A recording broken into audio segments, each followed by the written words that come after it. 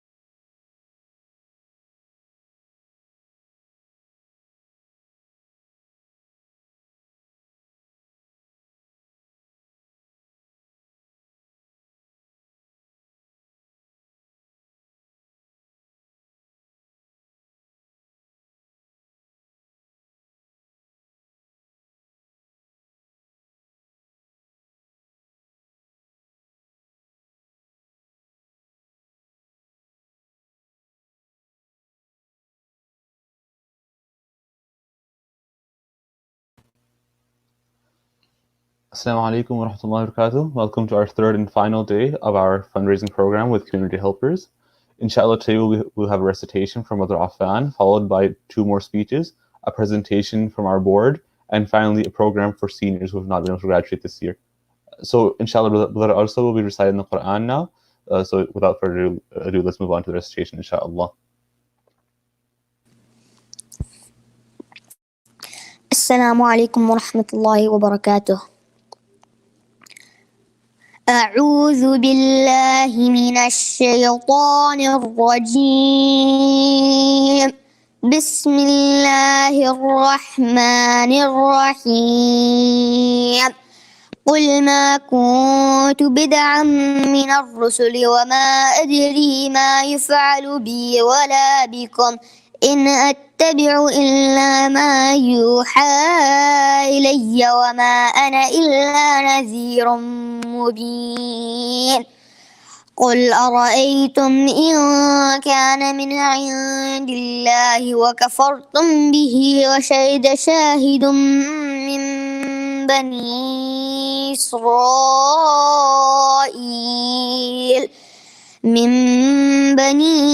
إسرائيل فآمن واستكبرتم إن الله لا يهدي القوم الظالمين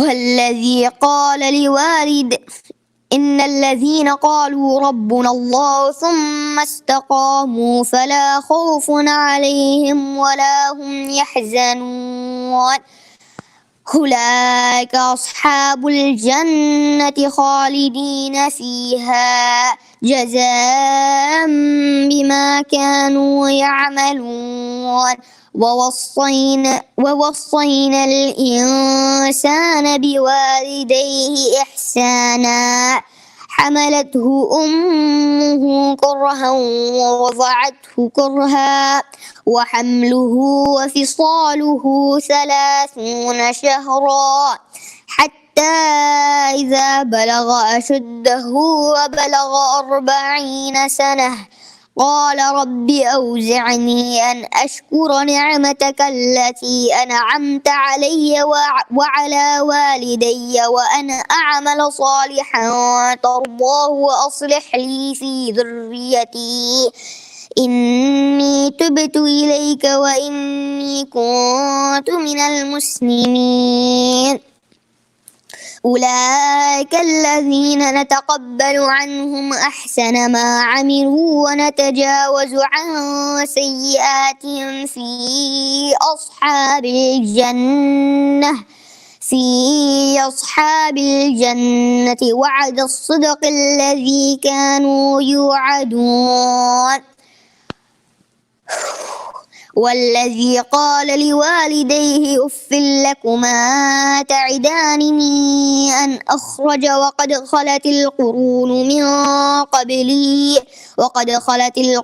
من قبلي وهما يستغيثان الله ويلك آمن إن وعد الله حق فيقول ما هذا إلا أساطير الأولين أولئك الذين حق عليهم القول في قد خلت من قبلهم من الجن والإنس إنهم كانوا قوما خاسرين صدق الله العظيم. MashaAllah, that's a great recitation, brother. May Allah subhanahu wa ta'ala make you one of the greatest Qur'an in the world, inshaAllah. May He bless you and your efforts, inshaAllah. Next, we'll be having a presentation with Sister Irfana and Brother Nadeem on our work in Kashmir, inshaAllah. So, Sister Irfana, let us go ahead and hear your presentation, inshaAllah.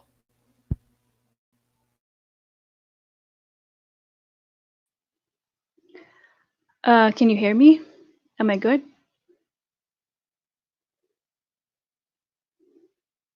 Okay, I guess everybody can hear me. Bismillahirrahmanirrahim.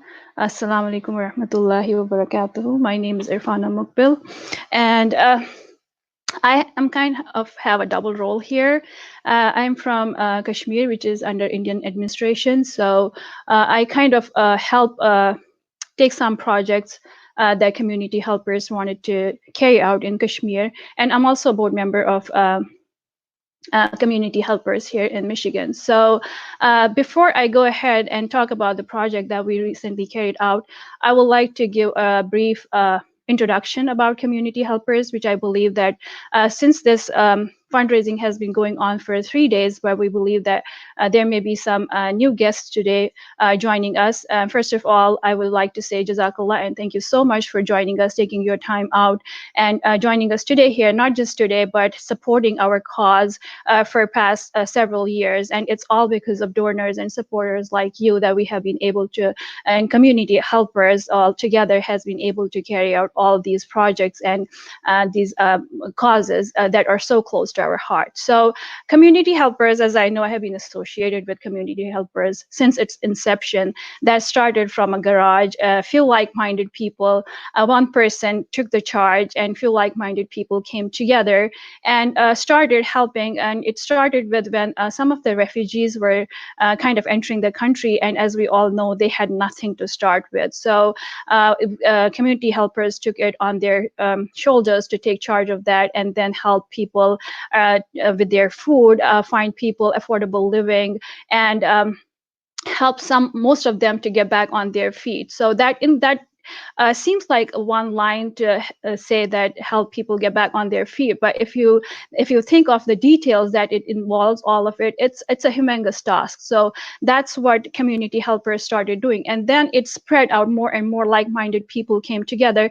And before I would like to mention here that it's a completely 100% voluntary organization. Every single person is volunteering, whether it's their time, it's their efforts, it's their skills, and anyway, whatever way they are helping, it's all voluntary. There are no overhead charges, and started with few people, and right now we have around 350 volunteers that are working in the state and around the country, and also in outside the countries, in other countries. So recently there was a project carried out in Pakistan, and another project that I was kind of heading that we carried out in Indian administered Kashmir. And then community helpers not only helps people with food and supplies, it helps with other things that people require help with, whether it's legal help, whether it's getting sustenance, whether it's getting medical care, and so on and so forth. There are a lot of things. If you would have time, you could go to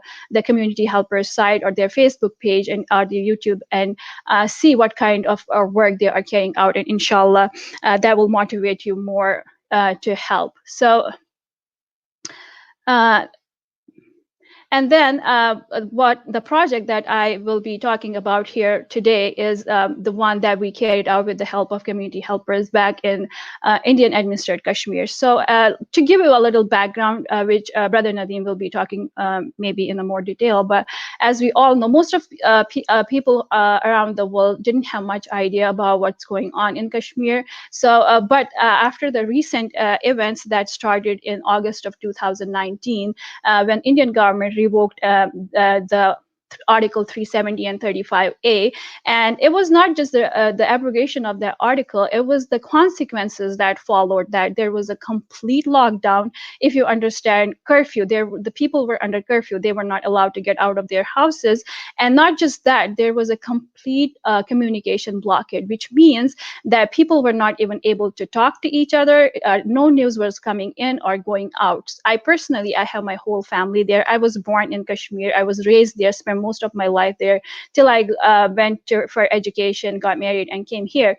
So I have my whole family there, and I wasn't able to communicate with my family for almost 2 months. And even after 2 months, it wasn't like you can call them anytime. Only landlines were allowed, and sometimes international calls were barred. It was so difficult that calling one person first at one point, and that person going in about through conference calls. So that's how the situation was there, and that situation continued for almost 6 months. So imagine this, like a complete whole state, millions of people under complete lockdown, not able to get out of their houses, and just imagine how are they surviving. Alhamdulillah, people of Kashmir are so resilient, and we have seen worse situations. So it was kind of they survived in that situation, but there were still a huge population who were not able to feed themselves or their families. These are daily wagers. These are people who go out every day to find some work and earn some money and feed their families. So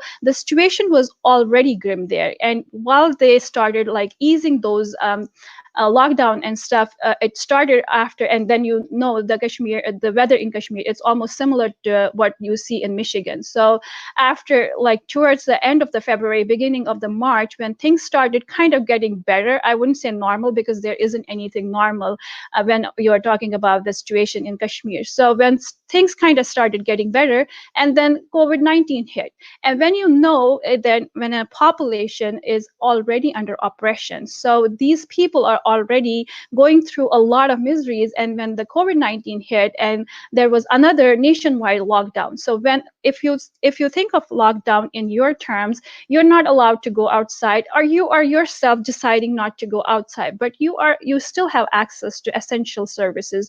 You can at least order food or go outside, wear masks, wear gloves, go get some food, or if you need any medication or anything.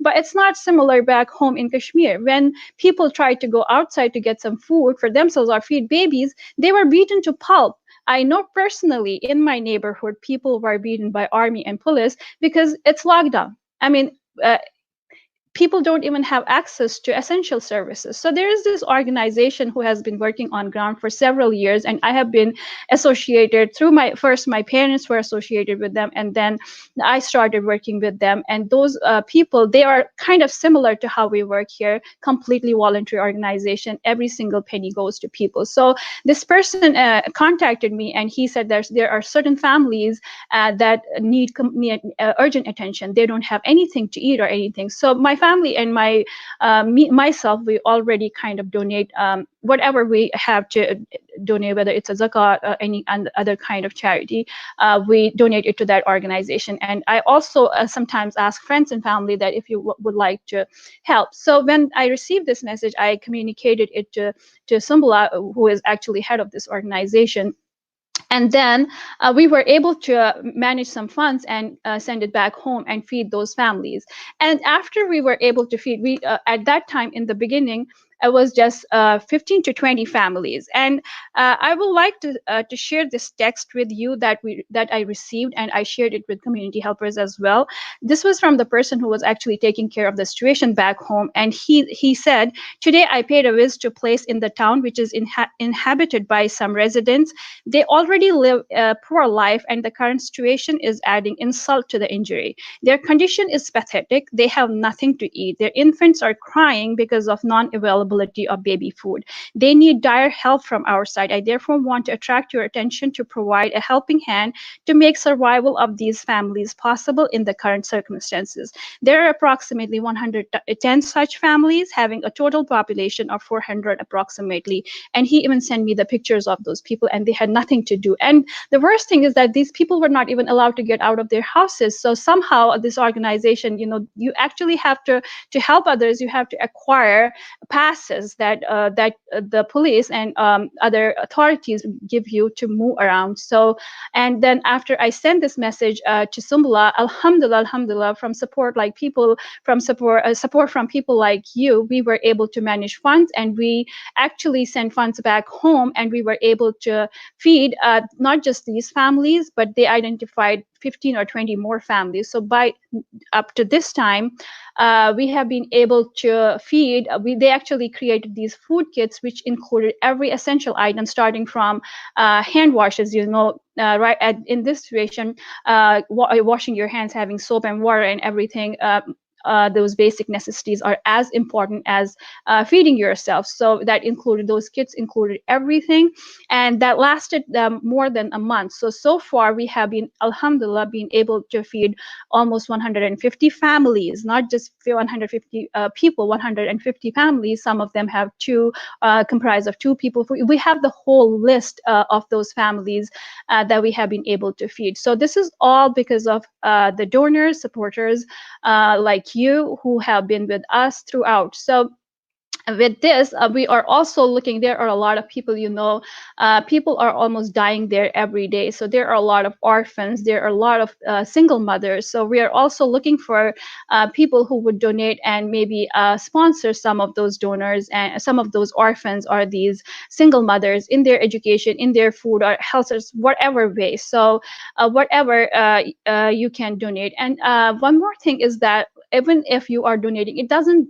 matter how much you donate. When you are donating in dollars and you convert those dollars into Indian or Pakistani rupees, it kind of adds up. So you can just, your $10 can actually feed a family for a day or two. So just imagine like you sitting in the comfort of your home, just moving your fingers, making a donation, and that donation, with that donation, thousands of miles away, you are able to help a family, put food on their table, and that family, just because Allah blessed you to be in that position that you were able to help that family, that family can fill their stomach and go peacefully to bed for I don't know how many days. So that feeling, that blessing, alhamdulillah, is so immense that just imagine about that.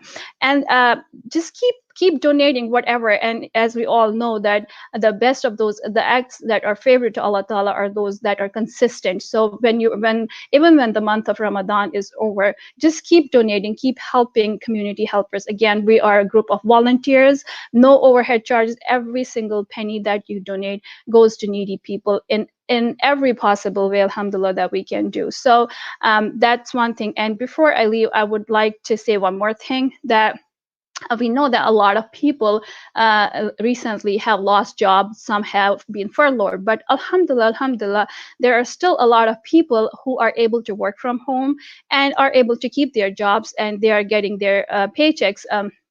And in addition to that, a lot of people have received a stimulus package from the government, and it may not be same for everyone. Some got more, some got less, and most of you may be actually may need that. But there are some people who are not that deserving. I wouldn't say deserving, who have probably some money coming already as their paycheck. So if we at my workplace actually donated part of our stimulus to people who have been furloughed. So if you have stimulus money and you don't know what to do with it, I'm not saying donate all of it, but part of it, probably you can donate that. And just imagine, like, part of that, let's say your stimulus check is $500. You put $400 in your savings account and you donate $100. That $100 is also going into your savings account, which is with Allah Ta'ala, and the rewards are for that saving account are immense, inshallah, Allahu alam.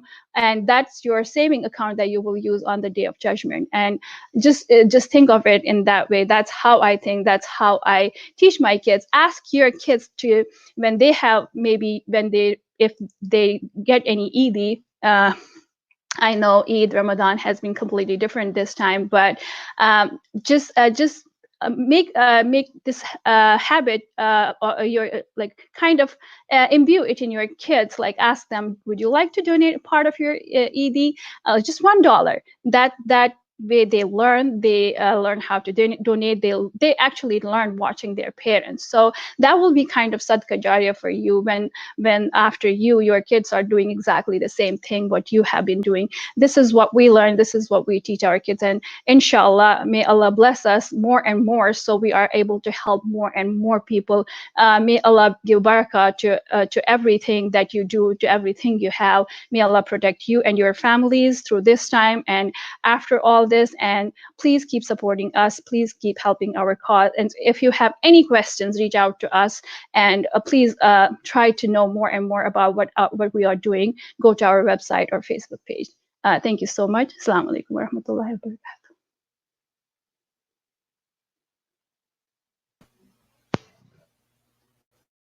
barakatuh.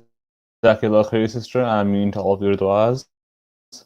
Inshallah, next, I believe Brother Nadeem Ahmed, our guest speaker, will be speaking on the ongoing situation on the ground in Kashmir. So, assalamu alaikum, Brother Nadeem. How are you? Walaikum salam. I'm doing well, thank you. Can you guys hear me okay? Alhamdulillah. Yes, you can hear, alhamdulillah. Okay. So again, a blessed Ramadan Mubarak to everyone, and really appreciate everybody giving both Irfana and myself the opportunity to speak on the situation in Kashmir. So I think it's very important to highlight the political aspect of the Kashmiri situation because the politics of what the Kashmiri people go through just exacerbates an already bad situation. And I'm going to talk about that. So Irfana mentioned, she used the term Indian administered Kashmir. I would like to say that it's Indian occupied Kashmir because it's simply just an occupation where people are denied their basic human rights.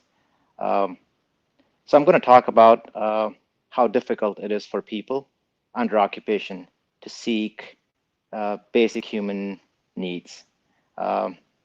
This has been a problem ever since Kashmir has been occupied. A few years back, you guys must have been aware of the floods that took place in Kashmir. Getting basic flood relief to Kashmir was a challenge, simply because India would not allow international organizations like Oxfam, Red Cross, any normal international NGO that would operate to operate in Kashmir. So that political component of the situation just is very challenging, and it's hard for people to relate to that unless it's explained. So now, fast forwarding to the COVID-19 situation, again, becomes a challenge. People were already imprisoned, as far back as August 2019. So we have thousands of people from Kashmir without any charge, languishing in Indian jails. So you can imagine they're already at risk of contracting COVID-19 just because they're in these jails. Their families have no access to them, and it becomes very, very difficult. The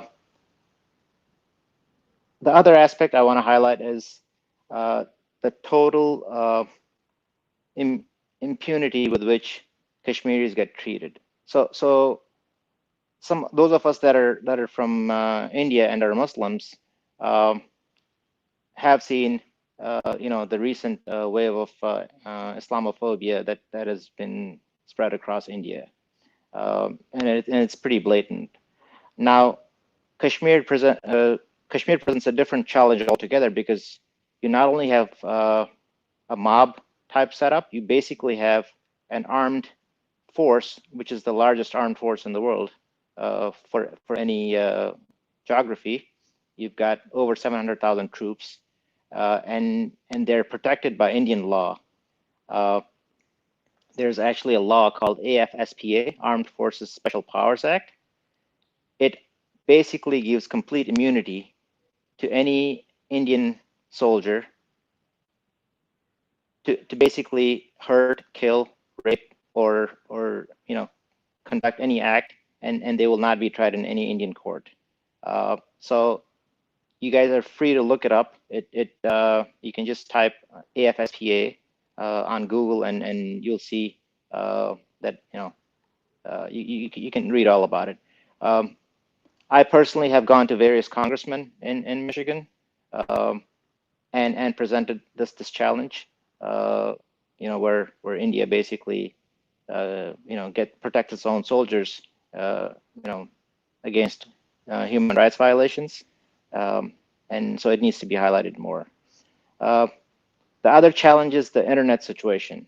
So the rest of the world is talking about or is in 4G or potentially 5G type bandwidth. Kashmir gets to have 2G. So what that means is kids can't even access resources that kids in the rest of the world have access to with the internet. You're not able to download things that you would at 4G speeds. Just a few days ago, there was a killing of a 23-year-old. This 23-year-old was stopped at a checkpoint and then shot in the back. Not only was he killed, his body was not handed over to his family. And because of that, protests broke out.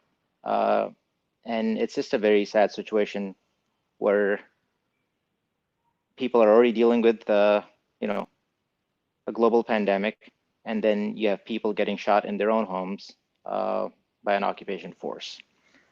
In addition to that, we have people that have been missing for many, many years. You guys can go to apdpkashmir.com. It's basically, APDP stands for Association of Parents of Disappeared Persons. So it's a phenomenon that's unfortunately unique to Kashmir. You have parents whose kids or loved ones are missing, and they have no clue whether those people are alive or dead. So imagine being a parent and not knowing whether your child is dead or alive, not for a few years, but for a decade or more. That is what Kashmiris have to deal with. And again, you can get more details on apdpkashmir.com. And again, the purpose of me talking about all this is to present, the many levels of harshness and difficulties that Kashmiris have to go through, which not only, if they're able to make it alive, they also deal with a tremendous amount of mental health issues. It is estimated that up to 50% of the Kashmiri population has mental health issues, which is not surprising, given, we can probably all relate to it somewhat. We've been locked up in our homes for a month or more than a month for now. We at least get the privilege to work from home, or at least have some basic necessities. But imagine being in constant fear of your life on top of that. That is what Kashmiris have to deal with. You all must have also seen the case of pellet shotgun injuries. This is basically India's way of mass blinding Kashmiri kids and youth. It's actually the biggest or the largest documented case of mass blinding in the world, where pellet shotguns are taken and sprayed at crowds. So again, just a very dire situation for the people of Kashmir, and it really is important that the rest of the world steps in and helps in whichever way each one of us can.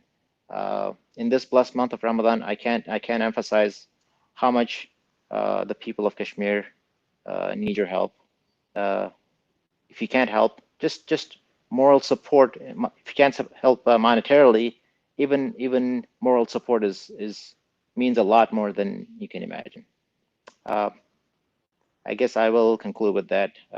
Thank you again for giving me this opportunity to talk.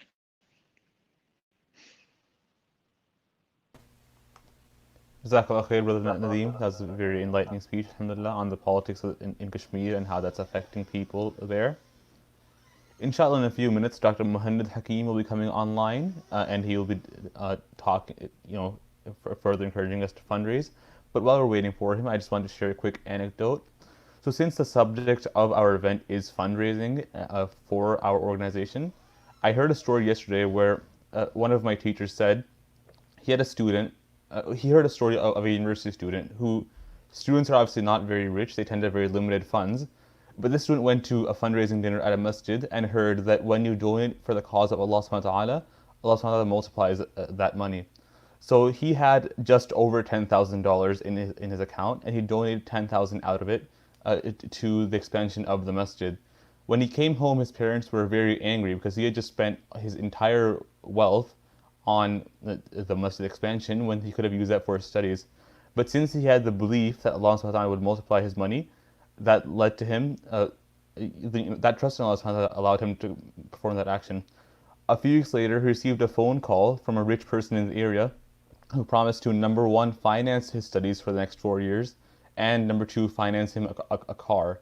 So just by donating those $10,000 that were all he had, he managed to gain something far better, which was his studies were covered and his car was covered by a rich person, which came out of nowhere. So that's one reason that you should donate to Allah subhanahu wa ta'ala and his cause. So Dr. Muhammad is here, inshallah. So he is in no need of introduction, alhamdulillah. He is one of the well-known ulama in this area. So without further ado, inshallah, Dr. Muhammad. Whoops. Assalamu alaikum. Assalamu alaikum wa rahmatullah. كيف الحال Muhammad? How are you doing? Alhamdulillah, how are you, brother? Muhammad, can you believe that Ramadan will end in less than a week? Yeah, it's so surprising. Allah subhanahu wa ta'ala says, أيام معدودات. That's exactly what we see every year, subhanallah. Yep. And probably our life also goes very quickly. So even the distance between Ramadan to Ramadan, or the time between Ramadan and Ramadan, subhanallah, is going like this. Yes, subhanallah. So the best time to plant a seed was 20 years ago. The second best time is today. Yeah, subhanallah. Yeah, subhanallah. And again, alhamdulillah, we're here together. So inshallah ta'ala, we're trying to plant as many seeds as possible for our afterlife. Today, again, I would like to share with you a story. I would like to share with you one of those stories that inspired me a lot.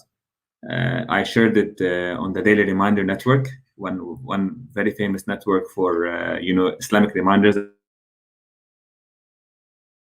A lot of shares because people were moved by the story. It's a story about a man with the name Ahmed bin Miskeen. This man was from the Tabi'een. He was one of the generation of people who saw and witnessed the Sahaba. So he was not a Sahabi himself. He came after the Sahaba. Ahmed bin Miskeen, one time, he was very poor. And he said he was living with his apartment, what so-called apartment, with his wife and son. And he literally had nothing to eat, like zero. It's not that he has some leftovers. He had nothing to eat whatsoever. And his wife told him, why don't you go to your sheikh and see if you can get something to eat, he can help you. So he went and knocked on the door of his sheikh, Abu Nasr al-Sayyad.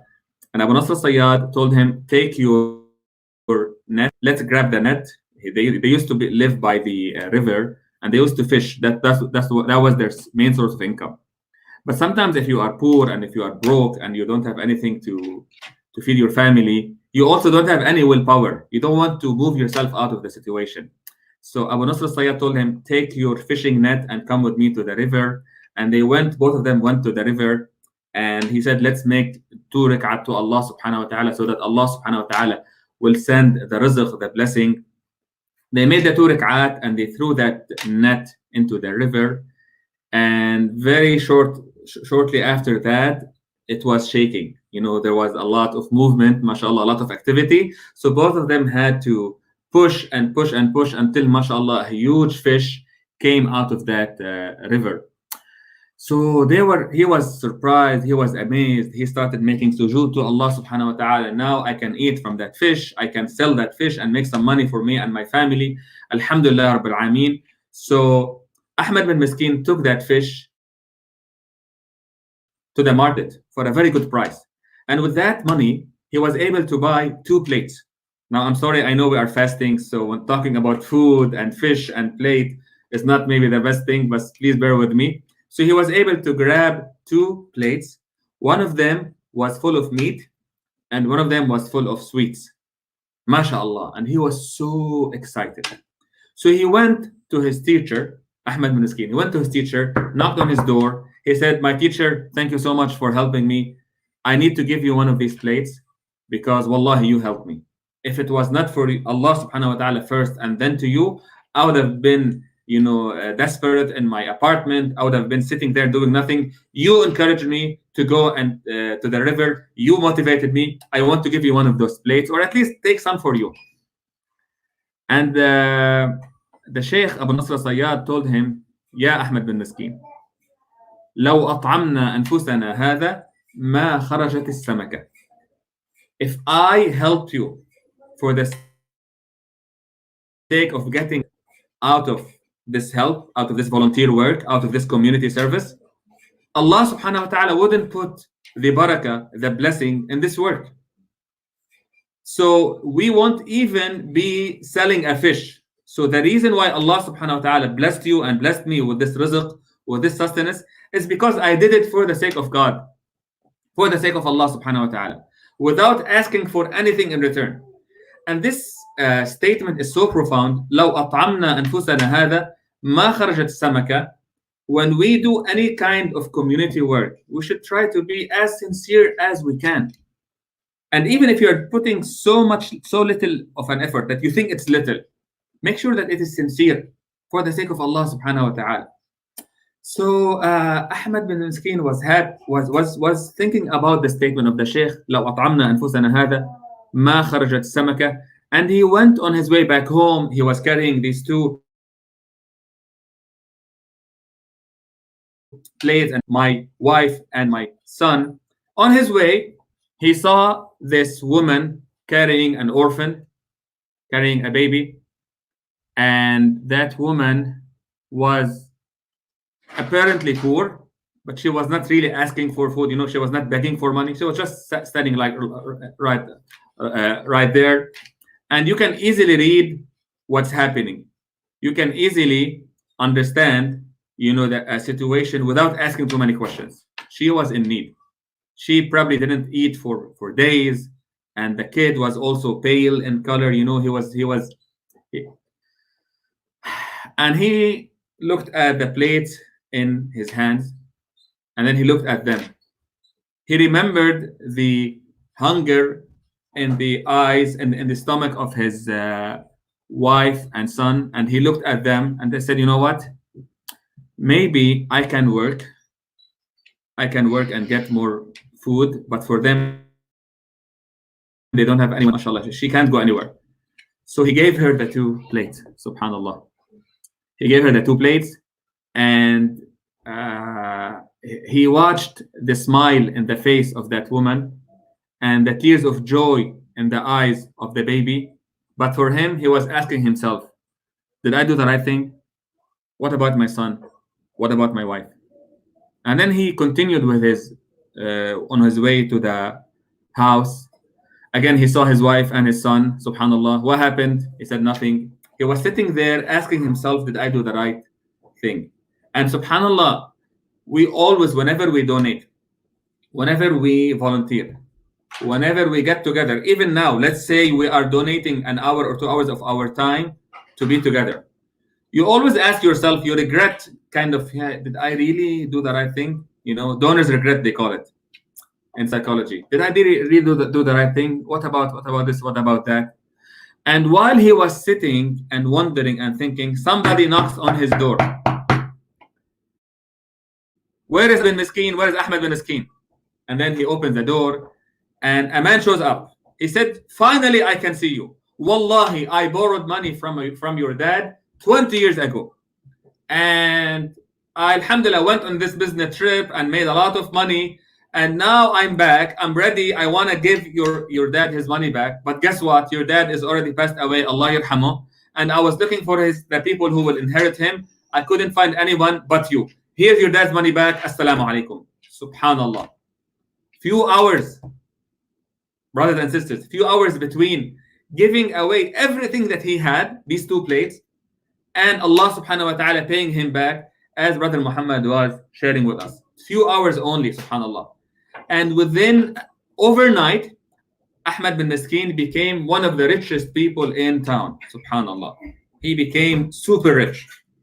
From not finding anything at home, immediately he became super rich. But what happened is that he immediately woman to the widow and her son, and he gave them a monthly income. You guys will never ask for money for the rest of your life. So he started donating and donating and donating, mashallah. But things change in his heart.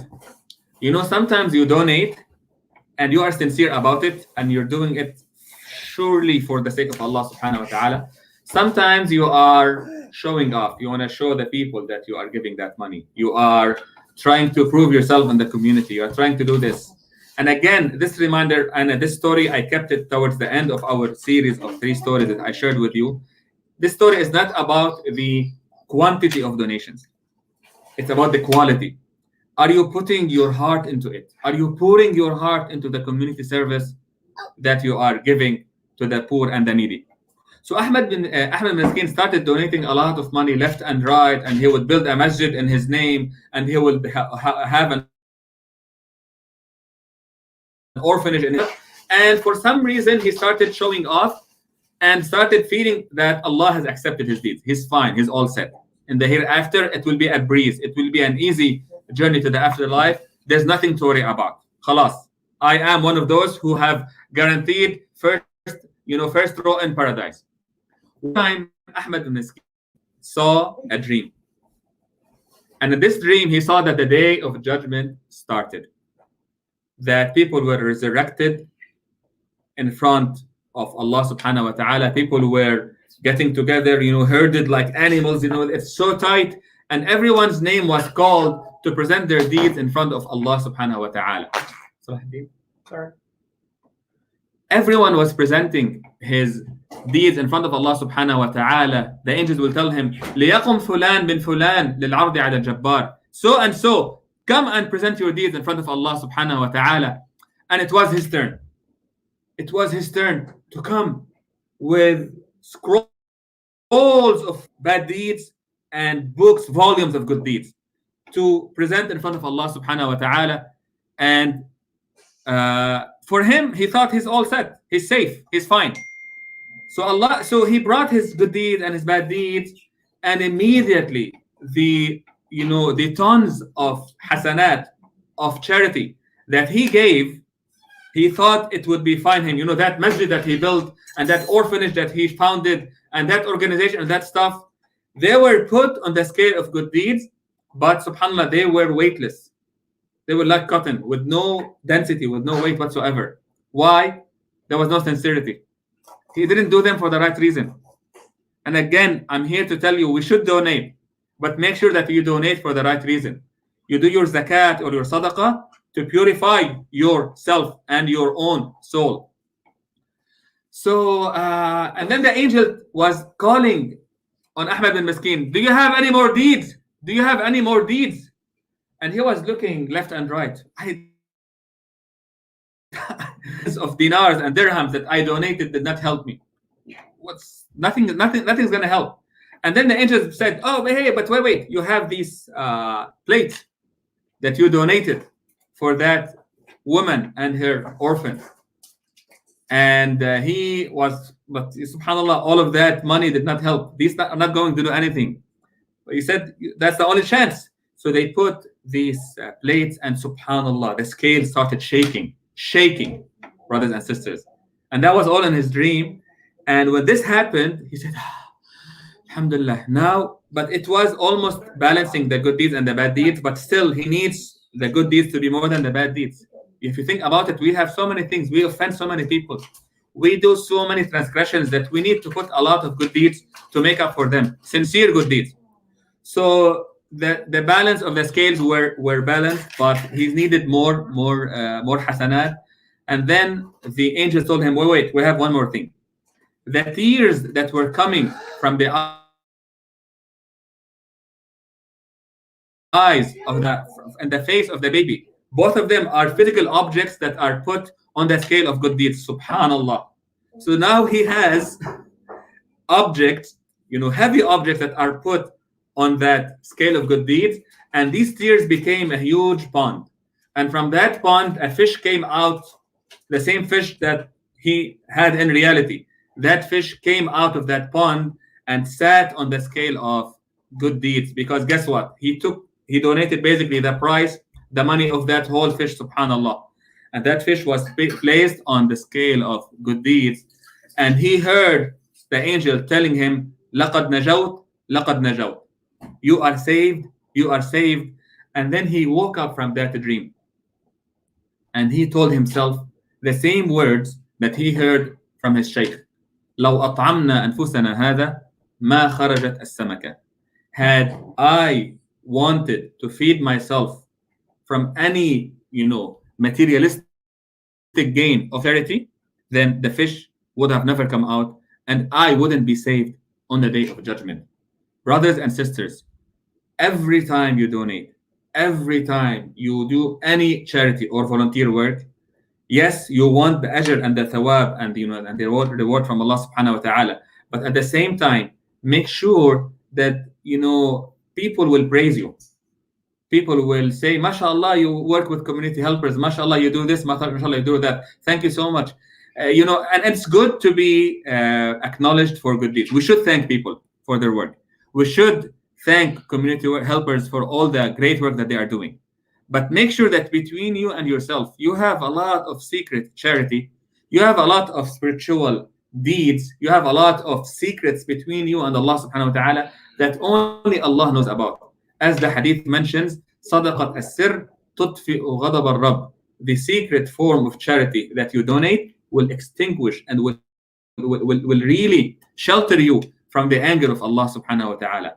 Again, we talked a lot about barakah in 2 days ago. We talked about how to seek barakah, that whenever you donate, you are actually getting way more than that. Yesterday, we talked about another dimension, which is how the sadaqah will extend your rizq and your sustenance beyond your imagination. Today, we're not only talking about the sadaqah, the charity, we are talking about the sincerity, the humility, the spirituality that comes with sadaqah, because you need to pay the sadaqah more than the person who's getting the sadaqah. Barakallah fikum, jazakumullah khair, and it was a pleasure to be part of this project. I wish that, inshallah ta'ala, I hope that we can work together in person again and go and deliver all of the sadaqah that you guys are donating to the poor families ourselves. Barakallah fikum.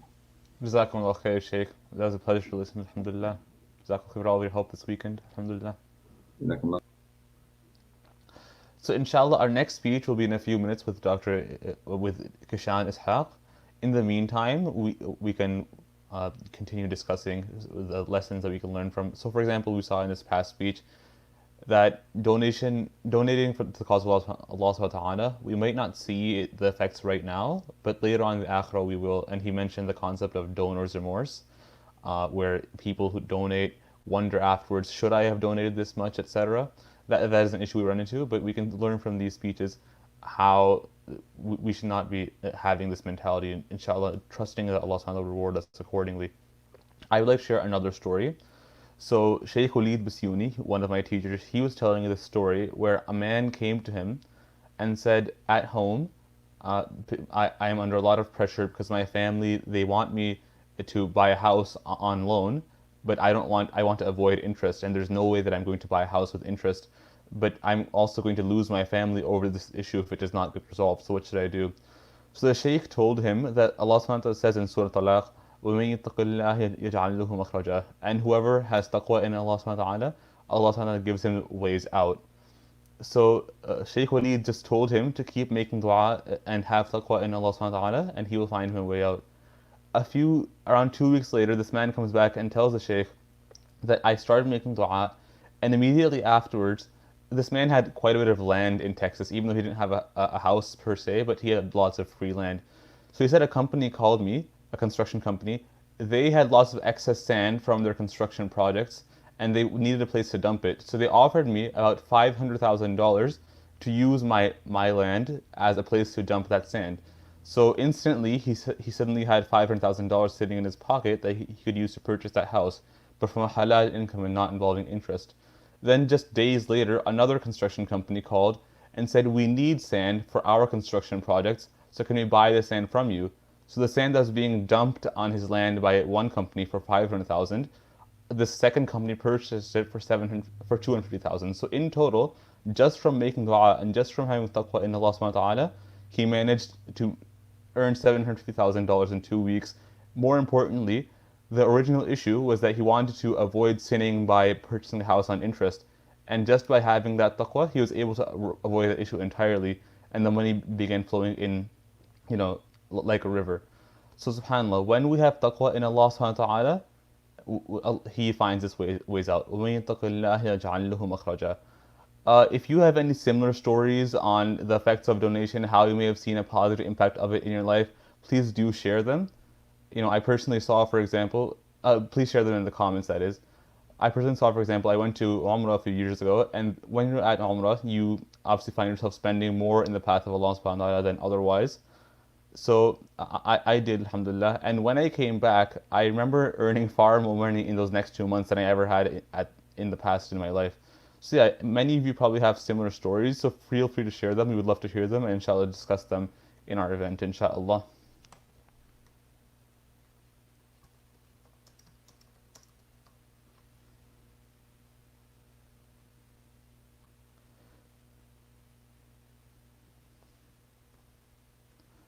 Also, if you just want to once again say Assalamu alaikum, I'm joining from such a city with my family or individually. We'd love to hear those comments of where people are joining from. Like, I think the furthest I've seen so far is West Bloomfield and then Brownstown, Michigan, which is near the Ohio border.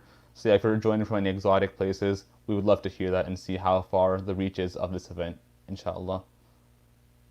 So yeah, if you're joining from our Facebook or YouTube live streams, please do engage with us in the comments, inshallah. And also, please do share what your favorite part was of the program so far. Alhamdulillah, we've had 3 days so far. Dr. Muhammad has come to speak each day. Yesterday, Dr. Yasser spoke. We also had the competitions, the nasheed competition, the adhan competition on Friday. Today, we're going to be having our event for the seniors who have been unable to graduate. So, which of those parts of the program was your favorite? Which of those would you like to see repeated? And do you think we should do more live events in the future, inshallah? Would you like to see more of those? And would you recommend these live events to others? Yes, we have a brother saying, I joined from Troy, Michigan. Brother Abu Malik, mashallah, from Troy is a nice city, alhamdulillah, one of the largest in Michigan. Anyone else, inshallah? Wa alaikum assalam, sister.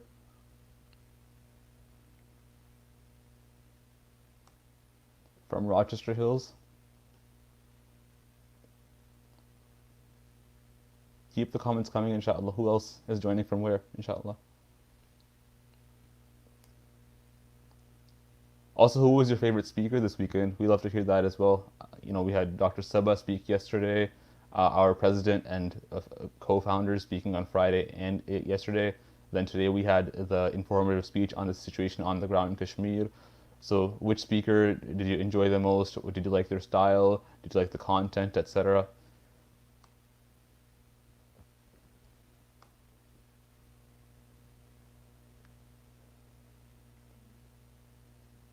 My favorite part was the nasheed competition. Alhamdulillah, nice to hear.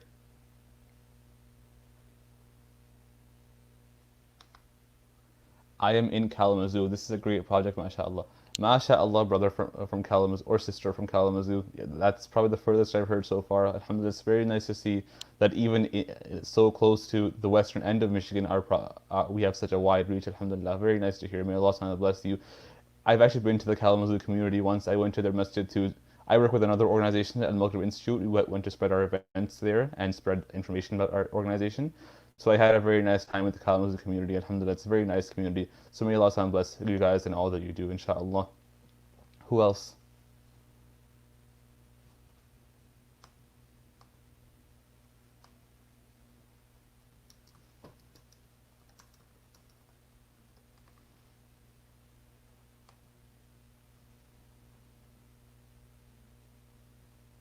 Anyone coming in from West Bloomfield, Bloomfield Hills, Farmington? Okay, we're about to play a video, inshallah, on our projects. Do keep the comments coming still, and inshallah after the video we'll be discussing them further. So inshallah, let's play the video.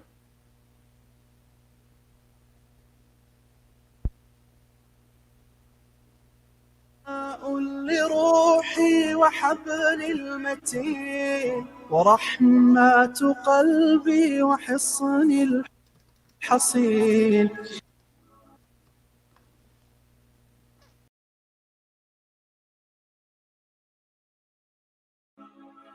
شفاء لروحي وحبل المتين ورحمة قلبي وحصن الحصين شفاء لروحي وحبل المتين ورحمة قلبي وحصن الحصين وأمن حياتي وخير الدليل إذا تهت يوما مع الحائرين فقرآننا هدينا والحبور وبشر يسلي الفؤاد الحزين، وفي الليل عند احتلاك الظلام سيبزغ منه الضياء المبين، سيبزغ منه الضياء المبين.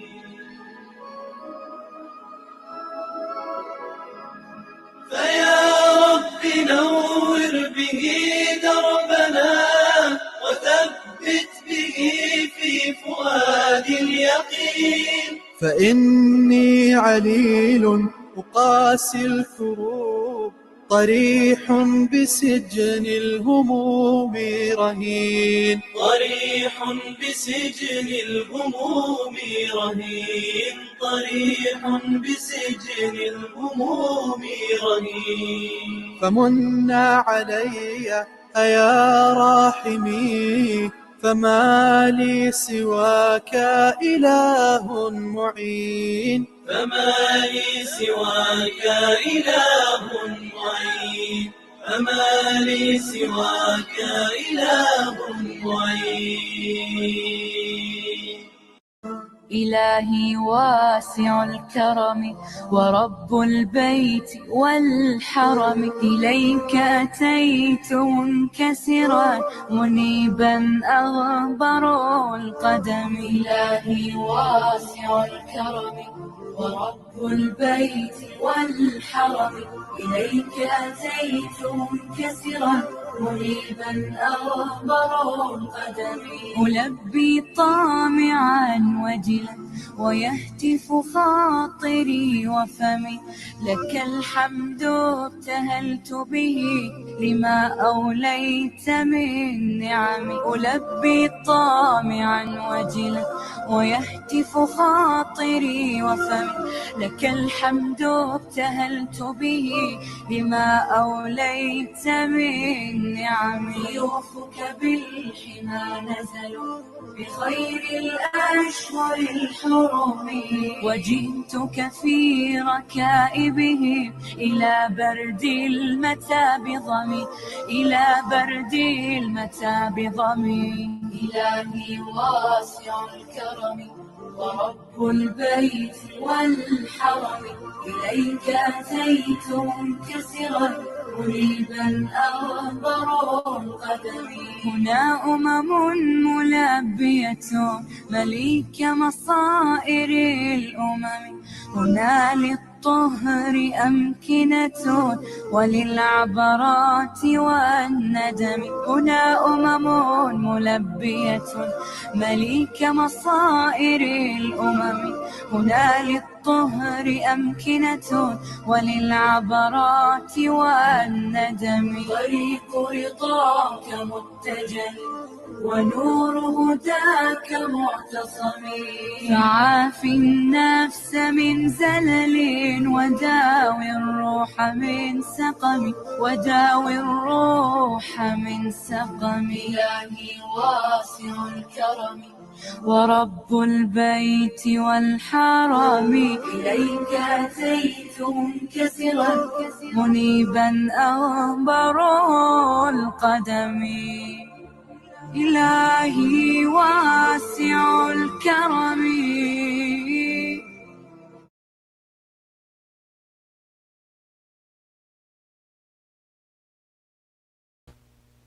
Alhamdulillah, that was a very nice video. So Dr. Kashan, our next speaker, is here. Alhamdulillah, he is a founder at STEM to Innovate, which empowers and educates students, children, and adults.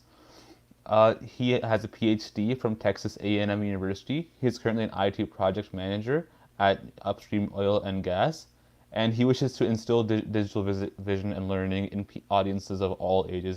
So inshallah, Dr. Kashan, please do introduce yourself and Hello, assalamu alaikum. Thanks for inviting me.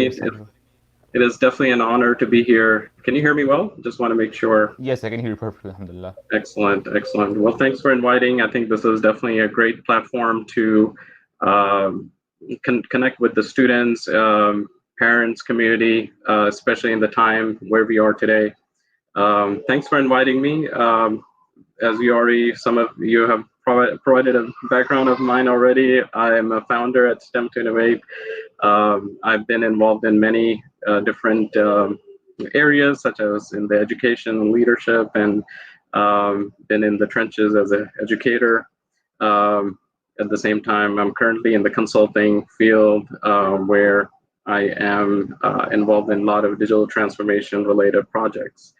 So without further ado, I do have a presentation that I would like to share. So I would like to see if I can share my screen, and we can start with the presentation.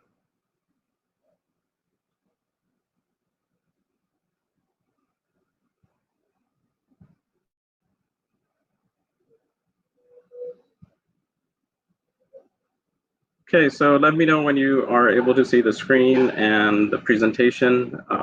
I can definitely start with our presentation today. So the presentation today is focused on education transformation due to the disruption that has been caused by the corona. And I want to address some of the key areas of how we can improve some of these, especially in the times of crisis where we are. It is very important that parents, students are taking advantage of this time and trying to focus on their current skills and not so much worry. I know that the problem today is that we worry so much, specifically about the future. We're so much uncertain about tomorrow. And that is a concern that I hear from the youth, the community members, especially where I am today in Houston, Texas. And but again, the most important thing here is living today.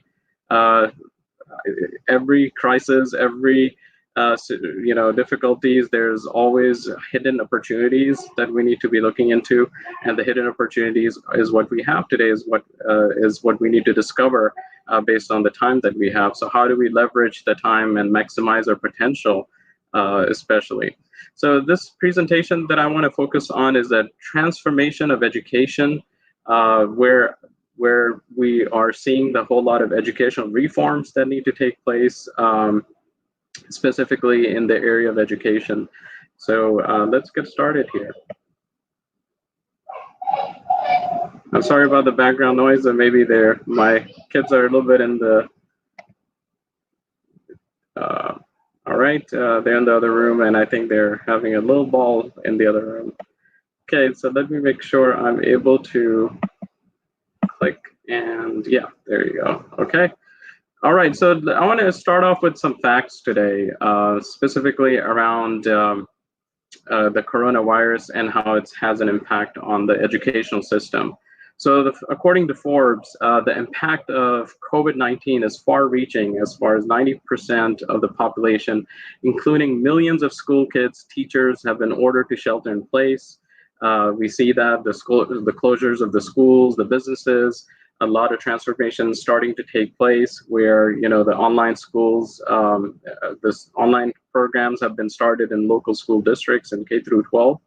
And we see that as a ongoing trend in the way how we can further maximize the students' learning.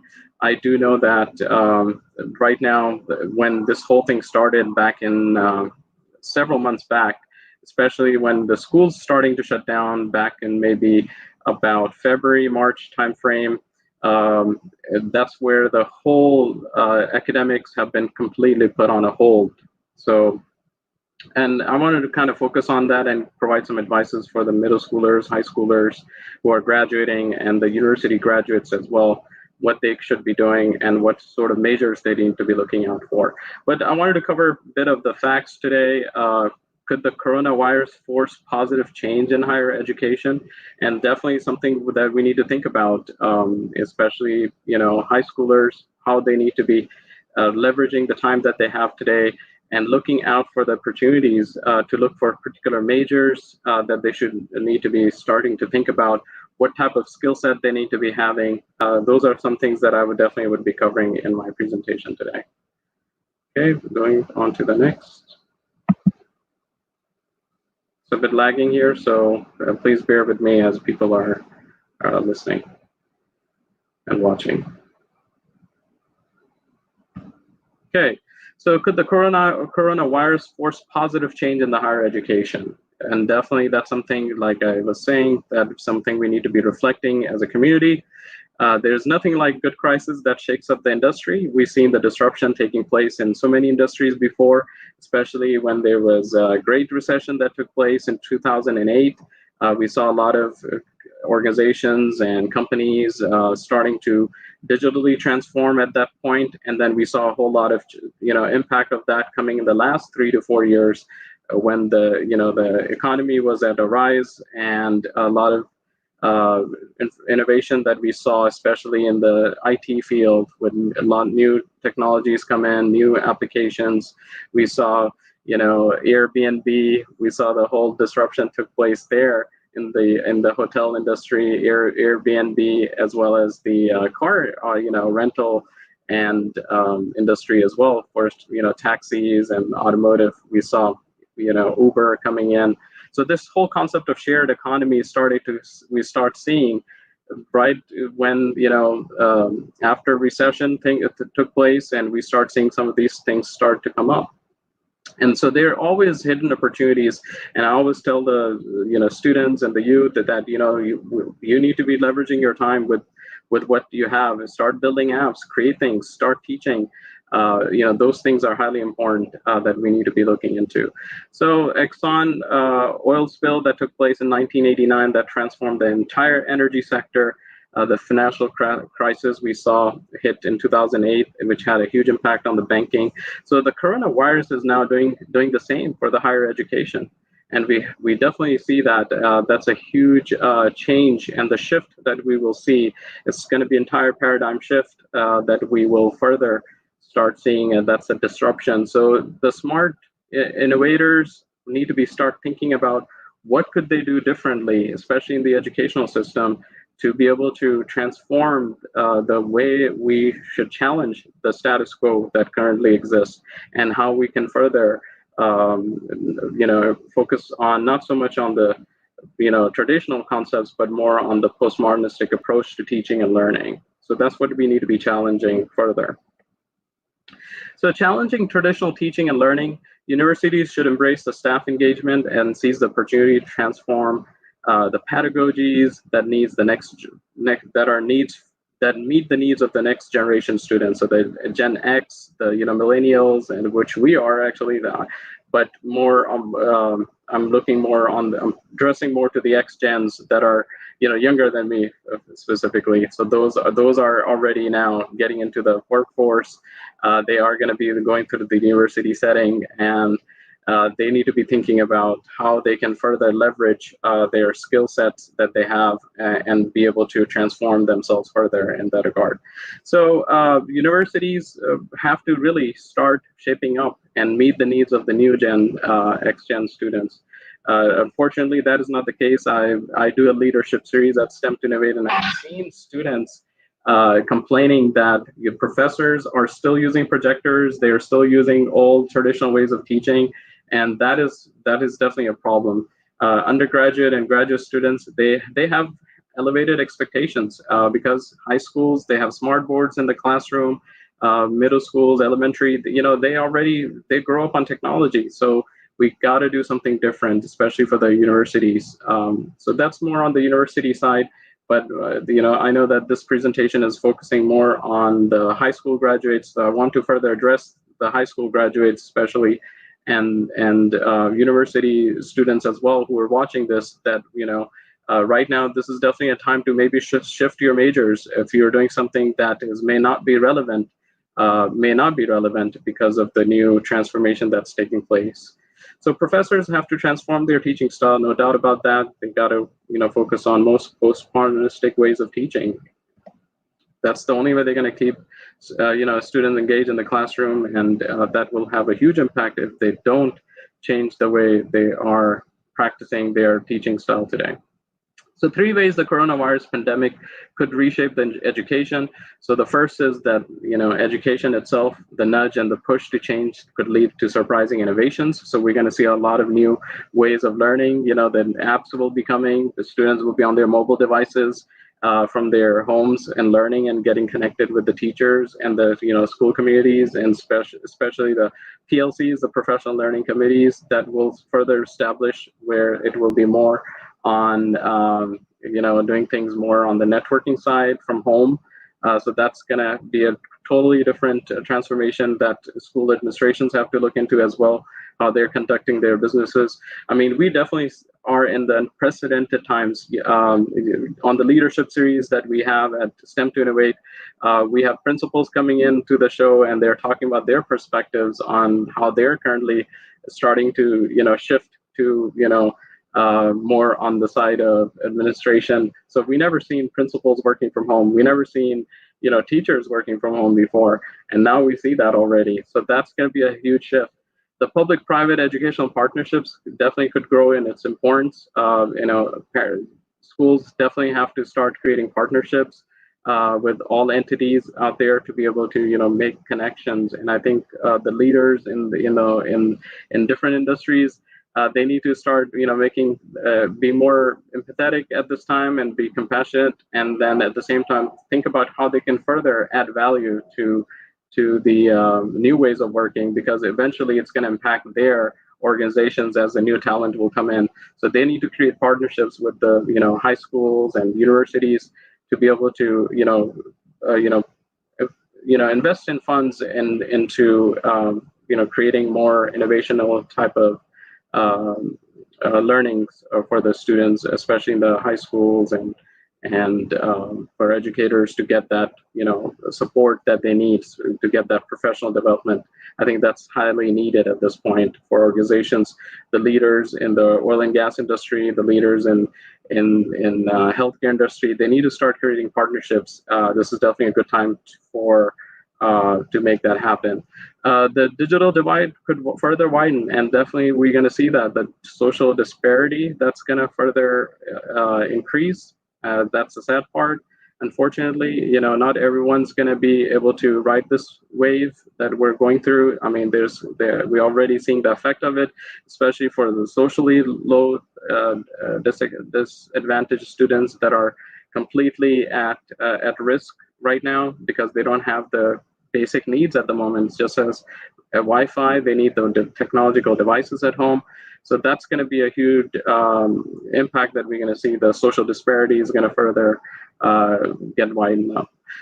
So with 5G technology becoming more prevalent, we see that in countries like China, USA, and Japan, there's going to be a whole lot of new ways of disruption that's going to further take place because of the 5G technology that's going to come in. So the learning anywhere, anytime concept is going to be the focus. Traditional in-person classrooms will eventually go away, and it's going to be more live, in focus. Things will starting to happen. So we're going to be living in this new virtual reality world of education, and that's going to be the new normal, I guess. Yeah. So let's take a look at what 3 ways coronavirus pandemic could reshape the education. The coronavirus pandemic has changed the millions around the globe already. And new solutions for education could bring much needed innovation. Given digital divide, we see the new shift in education approaches could widen the equality gap. So like I said earlier, it's going to be a whole major social disparity that's will happen. Unfortunately, a lot of social disintegration and the disparity will further increase in that regard. So we see that 1.5 billion young people around the world have been affected by the school closures due to the COVID-19 pandemic. Our own young children are among them, and we see that already. Unfortunately, our students that are currently graduating, they might be looking for internships. That's definitely been a problem right now, because even the ones that already have the jobs, they're having a bit more difficult time in retaining. There's going to be a whole lot of attrition rates will increase in that regard. So remote working, keeping families safe, atmosphere uncertain, and there's going to be a whole lot of uncertainty that we see already is happening. Digital could widen, like I said earlier. I'm going to kind of focus this a bit more that 60% of the globe's population is going to be now online. That's going to be the new norm. While virtual classes on personal that we're going to see at the level of local school districts, that's going to also shapen up a lot than it already is. So unfortunately, a lot of students are going to get disrupted. The families, because they don't have what they need today, which is having that basic fundamental of having technology in their hands, technological devices. They may not have all the data plans that they need. There's no Wi-Fi, and that's unfortunately going to be a problem. So we, as leaders in the communities, I think we need to start thinking about those individuals, the families that have been disrupted right now, wherever they are, whichever communities they're living in. We need to start thinking about those and maybe start planning accordingly. Maybe new public policies need to start coming up, and we need to be advocating for those parents and students. 7 principles should underlie the post-coronavirus decision-making. So we saw the equity is going to be impacted, accessibility, the affordability, learning, and outcomes of focus that we need to also be thinking about in terms of our decision-making for the education leaders, especially flexibility. Thinking about how we need to add courses for learnings, online courses. More flexible ways of learning. I'm going to give some examples about that. What other countries, especially the countries that are in Europe, what are they doing specifically? So that's some areas to look into, and as we are making decisions, achieving objectives. These objectives, these 7 objectives require willingness to think outside of the traditional boxes. So we got to innovate. We got to adapt to the new ways of working. Just like I was saying earlier, how are we maximizing our potential today? That's very important. And we learned that in so many ways in our spiritual settings. We learned that even in Quran. We learned that what are we doing to maximize our potential? La yukallifullahu nafsan illa wusaha. How are we maximizing your potential today? That's we have not burned you with anything except your own potential. So are we maximizing your potential? And that's the question that I would like to ask all of us today, with the time that we have. How are we leveraging it? Are we creating apps where that's going to help the humanity at thinking about others and not be so self-centered? And when you think about others in regards to helping, supporting others, so there will be solutions that you can provide in that regard. So that's where you will see the benefits start coming in, when you think about the others and not so much about yourself specifically. So when you think about others, the problems that exist in the whole world, think about all the solutions, how you can maybe create a solution with the time and the skill set that you have. I see young ones today, they're playing on their devices, and they grow up on technology. And so they're Power Apps, Microsoft Power Apps that they can leverage to just create basic applications, start playing with it. And it's not that difficult to actually leverage some of those technological apps that are available, such as Microsoft Power Apps. Any individual, even middle schoolers, I've seen creating some amazing apps with those. So leveraging time today, start creating apps, thinking about how you can help the humanity in that regard, especially the mainstream, with so much happening today. So that's innovation. We need to have that innovation mindset today and be able to quickly adapt to the way how we should be thinking about moving forward. So pragmatic learning and teaching. Bloomberg, there's some facts here. I was mentioning about how Netherlands, they've seen students, they don't want to they actually been doing this already, that they cut down and shorten their time. There are no teachers, but there's plenty of space undirected that's there, especially in schools. We see that Finland, what they're doing, especially they have cut down their hours already in the STEM areas. So what they're thinking about, how what they're doing today is Well, in order for you to learn science and be more hands-on, you actually have to go outside of your home and start exploring in different ways of learning today. So, they have really cut down the hours as well, some of the Scandinavian countries, and they are actually on top right now, especially with the STEM areas, science, technology, engineering, mathematics. So they have cut down all of those things for students. They cut down the hours. And actually, students are themselves challenging the school communities, the school leaders, that why is it that we have to be stuck in the classroom today to 8 hours in the classroom and just learning with traditional teaching today. So they have really cut down the hours, where students now have to, their homeworks and projects are more hands-on. They're more project-based learning type of things that they're doing, exploring outside, any specific concepts that they're learning on, water cycle or, animal cycle, different stages. They are going outside and exploring that. So that's the one way of learning today. And the Finland, the Scandinavian countries, they're already starting to look into those things today. So the school hours may be cut down, and we might have seen already some of the state educational commissioners in different states. They have proposing to do different new calendars for the upcoming year. So parents, I highly encourage you to participate in it and see what should be the next school calendar year should be for the middle schoolers, high schoolers, and elementary students.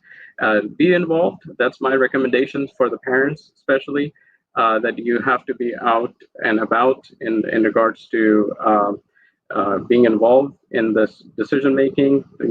Be part of those town hall committee meetings. Be part of the school board, and see what decisions that they are making today for your child's future tomorrow. So that's something we need to get involved further in that regard.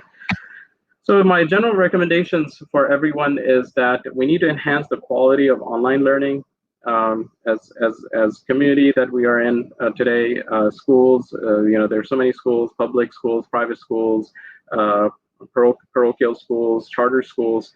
They need to be starting to enhance the quality of online learning.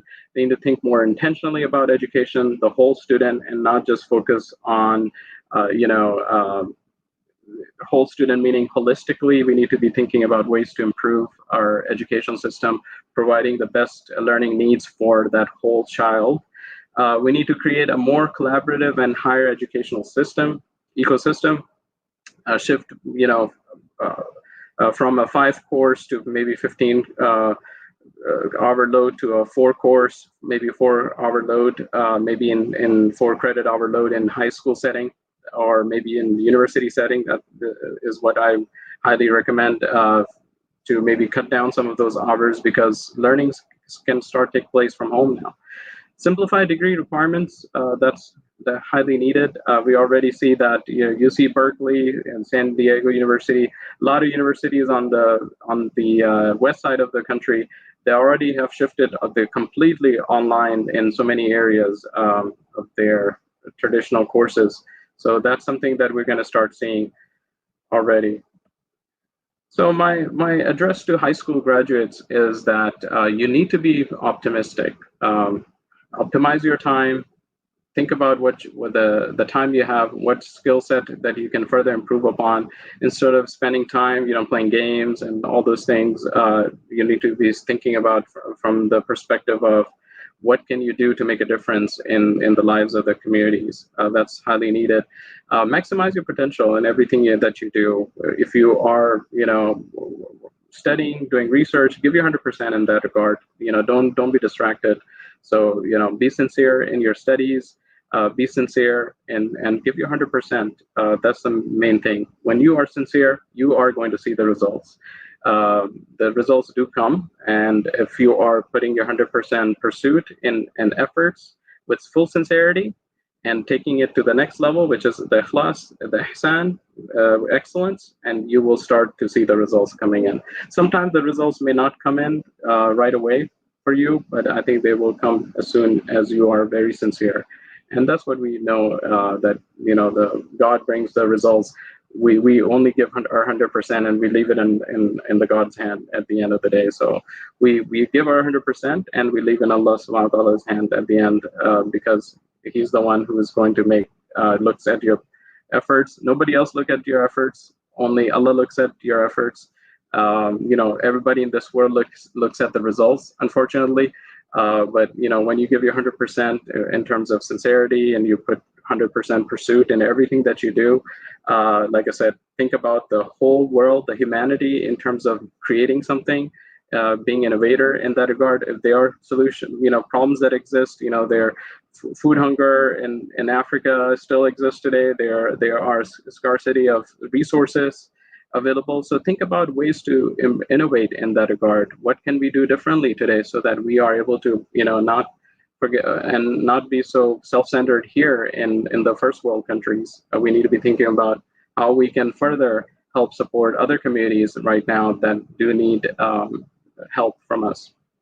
So create something with your time, be innovator, learn something new, teach something. When you teach something, you are going to see the results, because you are going to give your 100% in terms of your preparation when you're teaching, and that's needed. And always network. You've got to be able to make friends, start getting involved in different online communities out there. If you want to get into the IT sort of information technology careers, get yourself an account on Git. That's needed. Those are different online learning communities that exist today. GitHub and all those different online learning communities, which you can further learn a lot and be able to add value as well. And you get rewarded if you are creating and innovating something. You get rewarded for that, especially if you create a basic app, but it will have sponsors who are looking for those individuals who are already hands-on and learning and adding value to the learning community online. Highly needed skills today, I would say that these are some of the ones that I did some research, and I feel that how things are moving forward, the data trends that we see in where we are today. Some of the highly skills needed today would be data sciences. Are you able to learn algorithms? Be able to make a difference. When you go to, simple example is when you go shopping, there's so much learnings that's going on you. There's so much investigation being already done when you're shopping online. There's algorithms running behind whichever website you're on. So learn about some of the data sciences concepts, so that they're in the future we need to be thinking about proactively making a difference. There are preventive type of skills that you need to learn. If there's a spill in the oil well or something like that, so how you can create sensors so you can actually have a more preventive type of solutions you can provide for some of those areas for maintenance and things like that. IoTs, which is a big thing, Internet of Things. That's something that those sensors are in everywhere. We're going to see the sensors being inserted in everywhere, cars to some of the basic things that we use at home. We already see that, air conditions, you see that at your home, the smart homes, coming up. So smart devices to smart homes to smart cars to smart everything. So that is still going to be happening. The alternate technology, especially the alternate energies, not so much traditional oil and gas. I think you need to be thinking about ways to look at eco-friendly type of skill sets that's going to be required to be an innovator in that regard. So some of these skills, such as data sciences, big data, machine learning, learn Python coding. That's one of the top languages right now that really go hand in hand with the machine learning. It really adds value in that regard. Java and JavaScript and C+, those are good, but I think you might want to think about Python as a new coding that you want to learn, get hands-on in that regard as well, because that really adds a lot of value, especially in the machine learning concepts. It's in one of the top languages for that adds value in the machine learning Also AI, artificial intelligence. Python is going to be the leading in that regard, and it further helps with the specifically when you are working with not just specific to those concepts such as machine learning and data sciences, but also artificial intelligence. Your Python coding will definitely add value there in that regard. Being able to provide such value to any industry, automotive. You'll start seeing HoloLenses start coming in, especially with the new ways of shopping. Where specifically from home, you can actually buy a house just from home. You don't ever have to go to a actual builder to look for a house. You can actually do all those things from home with just having a HoloLens on. And that would be the new innovation that we'll start seeing, especially in the real estate industry. The full leverage of artificial intelligence, augmented reality. Those are some of the key specific areas that we're going to start seeing the shift that will start taking place in that regard. So cloud computing, you gotta get hands-on with your AWS, Amazon Web Services, Google Cloud, Microsoft Azure. Understand how cloud computing works, with different concepts in cloud computing, how you can build apps in online specific to IaaS, PaaS, SaaS, different layers that you will further leverage in that regard, build and deploy apps, and automate. It's going to be a whole lot of automation that's going to start taking place with cloud computing, and we're already seeing that some of the effects of that. And last but not least, you don't want to ever forget about some of the interpersonal and intrapersonal skill sets that you need to have, soft skills. Like I said, networking, your communication, being able to be very creative. You can have all the wonderful hardcore technical skills, but then if you don't have good communication, if you don't have creativity, that's going to really impact your future, because it's how you carry yourself. It's how you be able to connect with people. If you are not able to connect with people, most likely you won't be able to make a difference in any industry, any role that you want to take. It's those are the soft skills, but those are highly needed, especially in tomorrow's time, when things that you are going to transform, the new ideas, be able to make a difference in different designing techniques. You need to have some concepts you need to learn, backward designing, how those particular concepts can further leverage with your creativity. That's going to be highly needed. The solution architect, whether you're going to be a data architect, or whether you are going to be just creating different graphics and designing and arts, 3D printing or 3D engineering type of things that you will be doing, those particular skill sets still going to be very valid in the future. College majors that I would recommend specific to STEAM careers, which STEAM stands for science, technology, engineering, arts. Arts is highly needed for leadership. Remember, if you're not creative with your ideas, you need to start thinking about that as well to be a leader, because soft skills are still going to be highly needed when you are going to be even working from home and in the virtual world that we're going to be living in already. That those soft skills are going to be very needed in that regard. Robotics engineering, bioinformatics science, information security analyst, because we're going to be living in so much cyber world, the virtual world that we're already living in with 5G coming in. I think that the most important thing here for us is that with those security related jobs for hacking and firewalls and network issues that we're going to be running into, the lots of hacking that's going to come about, the breach of the data, you need to start thinking about some of those measures as well, some cybersecurity related measures that's going to further add value to the virtual world that we're going to be living in. Biomedical technology, bots, that's very important. Medical degrees still going to be needed. The healthcare industry that we see that it's improving so much in that regard. There's going to be automation for everything, from seeing the patient, whether the doctor might be living in India and maybe doing a heart surgery right in US patient, or maybe a US doctor, doing a live surgery, maybe in somewhere, a patient in China or somewhere else, in Australia. So those type of things we'll start seeing that with augmented reality and artificial intelligence. You're not going to be the expert to be needed right at that particular area and location. You could be doing things virtually from anywhere with those HoloLenses and augmented reality and artificial intelligence and IoTs. That's going to be the future that we are moving forward. And our arts and creativity, like I said, that's again, you got to improve in those areas as well. So some recommended books. I know my time is up also, so I would like to recommend some of these books for middle schoolers, high schoolers, graduates. Start Thinking Like a Lawyer, a framework for teaching critical thinking to all students. Thinking Like a Lawyer is a great book. I would highly recommend.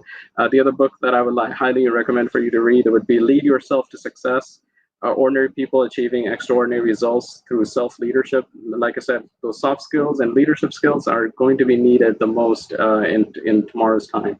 That's definitely going to be the key area. So before I end the presentation, I would like to show you a little quick video of what we do at STEM to Innovate. I hope you are able to watch this, and if you are not able to hear it, do let me know.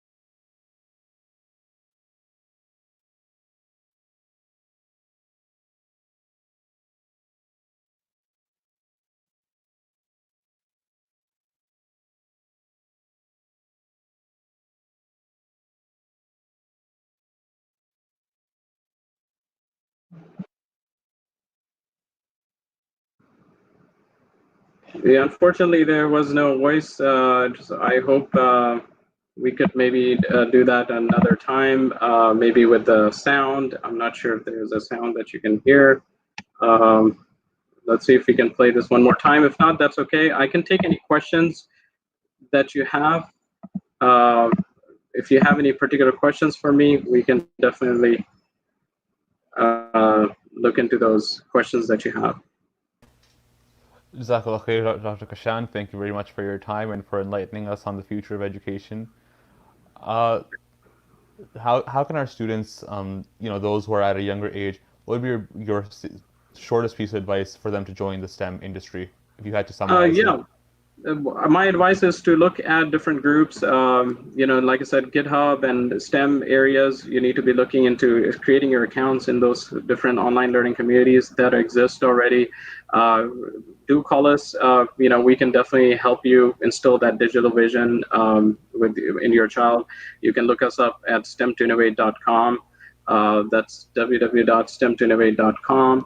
Or you can also go to facebook.com/STEM to Innovate.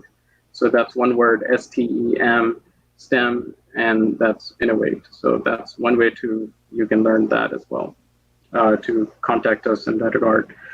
So thanks again. I really appreciate that you have given me the time. I can take more questions. If people have any particular questions, I can further address any particular concerns and questions and concerns that any of the community members. I live in Houston, Texas, so I do understand that it's a bit different dynamics in Michigan, but I do know that a lot of colleges in Michigan have also gone online already. That's definitely needed right now. Like we saw, another great thing that we saw is that a lot of commencement, Obama has actually given a commencement at one of the schools, high school graduation. And that was all virtual. So that's a new norm. So it's going to be a whole lot of things, speakers to commencement and high school graduations already taking place. SATs, by the way, those students who are looking into the SATs right now, they have been canceled for some of those dates because of the pandemic. So SATs, if you are looking into SATs right now to get into college and university, go to the college readiness online college prep website. There is many different websites that you can look into and start looking at how you can take those SATs online later. Maybe that could be the new norm coming up. Okay, inshallah. And one more question. Yeah. One of our community members says he wants to connect with you on LinkedIn. So could you maybe share your LinkedIn with us? Yeah, definitely. I can share that. If you can just search my name, Kashan Ishaq, and I'm pretty sure you're not going to find a whole lot of individuals with my name. So just go ahead and search me there, just with my first name and last name, and I think you can definitely connect there as well. Okay, inshallah. Jazakallah khair. We won't take up too much of your time. Thank you very much for enlightening us on this topic today. May Allah subhanahu wa ta'ala bless you, inshallah. Jazakallah khair. Thanks for inviting me, and I hope that that we can further add value with which whatever we're doing in life today. That we need to take advantage of the time, and how we can further improve our skills. Jazakallah khair. So the final portion of today's event will be, inshallah, people obviously who are graduating high school this year have not been able to have proper graduations. So in order for them to not feel deprived, we are going to be hosting essentially a panel discussion with them, first congratulating them on graduating and asking them their thoughts on the current situation, inshallah. So I'm going to go ahead and introduce those seniors who will be presenting today, inshallah. The first one is Brother Adam Farouqi. He graduated from Utica High School this year. Second one is Surya Sista. She graduated from Canton High School and she'll be attending U of M in the fall. Next we have Brother Zain Khambazi. He graduated from Oxford High School. He's been recognized with the Oxford Youth Recognition Award, Oakland School Board of Education Award, Oakland County Youth Assistance Award, Oakland County Board of Commissioners Award, and Oxford Schools OAA and Honors Awards. Since childhood, he aspires to be a doctor. He would go around fixing his family with his toy doctor kit at the age of 3, and his sensitive and caring personality kept drawing him to career medicine. Zain will be attending MSU in the fall. That is a lot of awards, mashallah, may Allah bless you. Then we have Maha Al-Bujuk. She is graduating from Fordson High School in Dearborn. And finally, we have Brother Hamza Irfan, inshallah. So now we will be hosting the discussion with these people, inshallah. So I'm going to start by welcoming Brother Adam Farouqi. How are you, Adam? Can you hear me? Yes, I can hear you, alhamdulillah. How are you doing today? Good, alhamdulillah. How are you? Alhamdulillah. Next, inshallah, introduce Sreya Sista, if you're online. Adam, could you turn on your camera, please? Hello. Sure. Jazakallah khair. Looking nice, mashallah. Hello. Hi, Sreya. Hi. Brother Zain.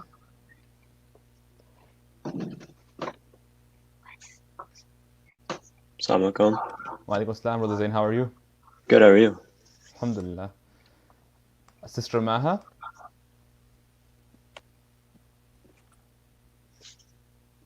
Okay, Maha isn't here. And finally, Brother Hamza Irfan.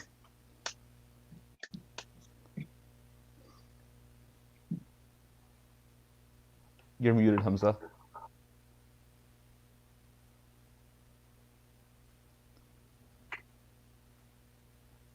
Alaikum assalam, Hamza, you're muted.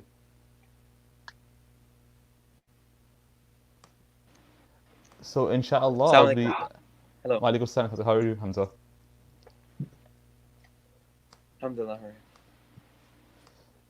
So, inshallah, I'm going to go ahead and pose a few questions and ask you guys to maybe answer them. So, I'll ask a question, and each of you can take turns answering it. Feel free to go in depth because we have plenty of time, inshallah. So the first question is, you didn't have a conventional graduation. How does that make you feel? Maybe Adam wants to start. We'll go clockwise. I think it just makes me feel like this class is unique. It's one of a kind. I mean, though it's not looked as like maybe a positive thing, it's still just an aspect to this class. Okay, Brother Zain, how about you? I definitely think that it's different. 1 second. It is a different thing, and it's kind of sad that I missed my chance to graduate in the normal way that everyone else did. But it's not stopping me from looking forward to the future and holding me back. So Yes, inshallah, we should always have a positive mindset of the future. Hamza, how about you? Okay, I think we lost Hamza. Sreya, what is your opinion on the fact that you have not had a conventional graduation this year? What are your thoughts on that?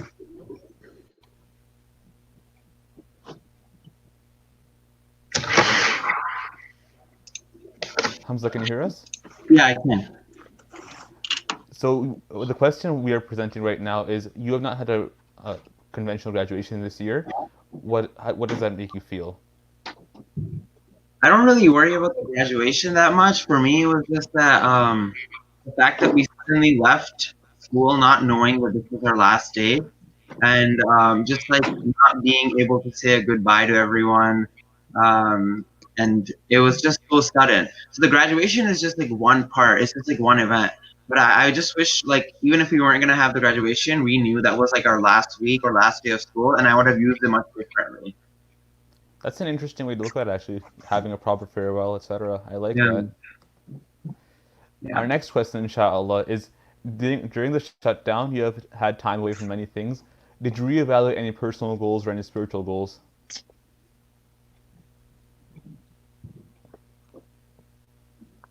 Should I go first? Sure, go ahead. All right. I think during this time I've just improved my study habits. Basically, I think I don't know if everybody's doing it, but my school's doing like some sort of online school. So just for the next 2 weeks, I'll be finishing up, and I mean I've just been like improving my study habits, getting ready for the next step. Okay, Zain, how about you? my high school is actually done, so I technically have graduated or finished my senior year. But I've definitely been like practicing outside, practicing sports and like keeping active.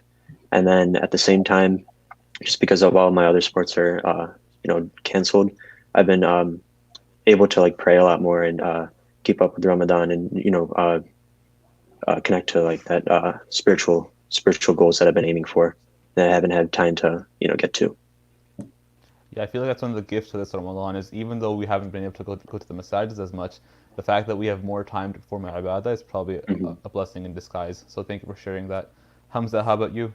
Yeah, as you're saying, even though we weren't able to go to the masajid this year, I feel like this was probably one of the most spiritual Ramadans for me because there was so much time in seclusion at home, and especially these last few days. And I kind of because I'm done with I haven't graduated from school, but our online school was optional, so I didn't take it. So I kind of had a lot of time, so I decided to do something unique this year. Was that in Ramadan, I was instead of just finishing one Quran in Tarawih, we're finishing one Quran in Tarawih, one in Tahajjud, and one in Isha and Fajr. So we have 3 Qurans, inshallah, that are going to be finishing on the 29th. So that's going to be something that was unique. And then basically my whole day is just spent reading Quran, reviewing it, and then I can lead it in the prayers at night. So that is something that is different this year, I guess, for me. MashaAllah, are you Hafid, Hamza? Because that is a lot of Quran. Yeah. MashaAllah, may Allah bless you. And then Sreya, have you reevaluated any personal or spiritual goals during this time at home? Well, for personal goals, like I really have, like usually we're all used to a routine, right? Like, you go to school and you come back, you do your homework and you go to bed. And it's been like that the past 4 years. And everything was just put on hold.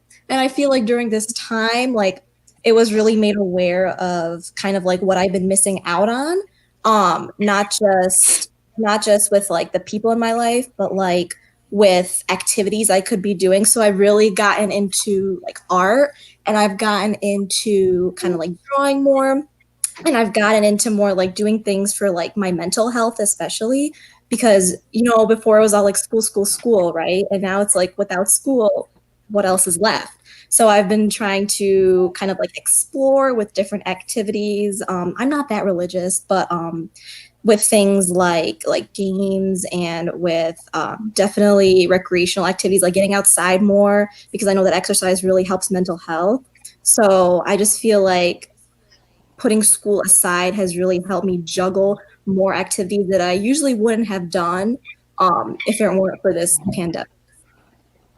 Yeah, I think that's another additional benefit this pandemic has brought out of us is many of us are finding hidden talents within us. For example, I started to cook. I never cook in my life, but you need to kill time somehow. Our next question: do you see yourself approaching life in general differently due to this pandemic? So I guess we'll go counterclockwise this time. So Surya, if you want to start with that. Yeah, what was the question? How do I see life in this pandemic? Do you see yourself seeing life in general differently in the future just due to this particular situation, if that makes sense? Yeah, a little bit. I definitely, like, before everything, like, I always had like a step-by-step plan of like what I would do, like normally. And now that everything was kind of put on hold, I do feel like I have to reevaluate a few things. Definitely college being one of them.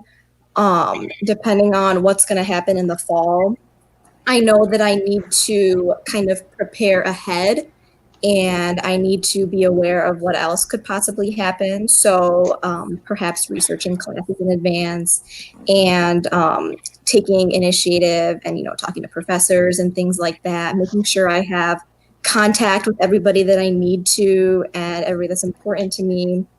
But for the life in the big picture, I guess, like looking 10 years, 15 years in the future, I don't think that this will be that significant.